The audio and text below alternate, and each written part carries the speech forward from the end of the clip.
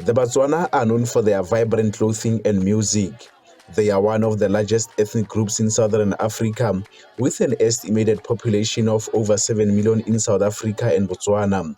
Some scholars and academics say the Batswana originated in Central and Eastern Africa and migrated south between the 1300s and 1500s. One of the well-known Batswana tribes is the mineral-rich Bakgatla in Moruleng near Pilanesberg in the Northwest Province. This tribe has been plagued by leadership tussles, infighting and disunity over the past few years. Despite these challenges, they continued with their annual Heritage Month celebrations in Moruleng. Bakgatla are an offshoot from the major Bakgatla, which was once combined with other Bakgatla. We've got about 7 wings now of Bakgatla, who comes from one family.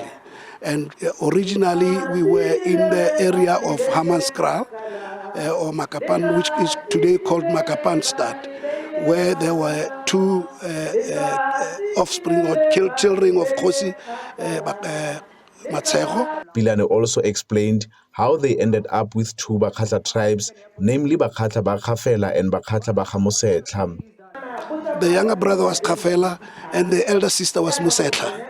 So Kafela and Mosetla decided to part ways because the community, one were in favor of the lady taking over, and at that time people were still believing that it has to be a man for you to lead.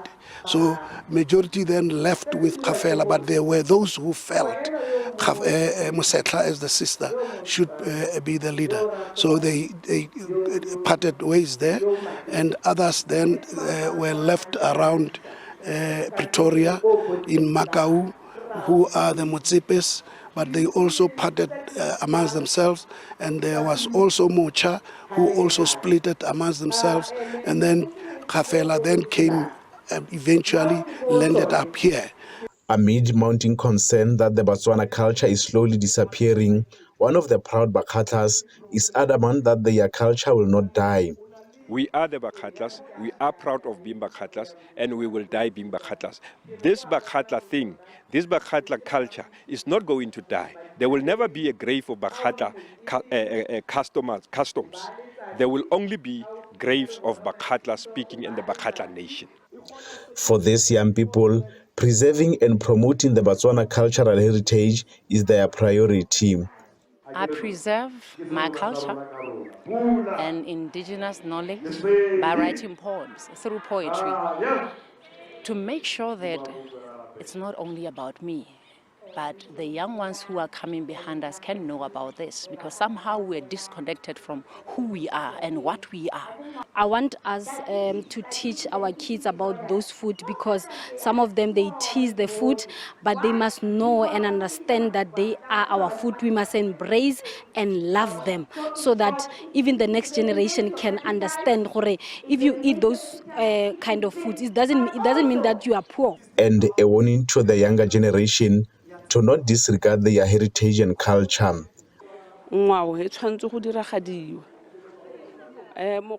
need to practice our heritage with the aim of teaching the younger generation, especially those who were born after the year 2000, because they don't want to learn anything about heritage. They say heritage is an old practice. They are very ignorant, even when you try to guide them. But we will not give up.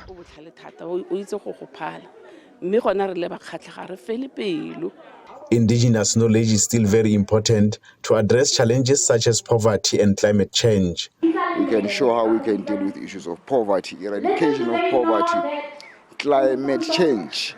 We can play a very important role, more climate change, because we use indigenous mitigation and adaptation strategies that are coming from the group, from the grassroots. How do we determine or how do we detect that floods are coming? How do we know that it's going to be rain? So we've got indigenous rainmakers, Bomoroka. Heritage celebrations are expected to continue across the country throughout this month. Tabiso Moss, SABC News, Moruleng.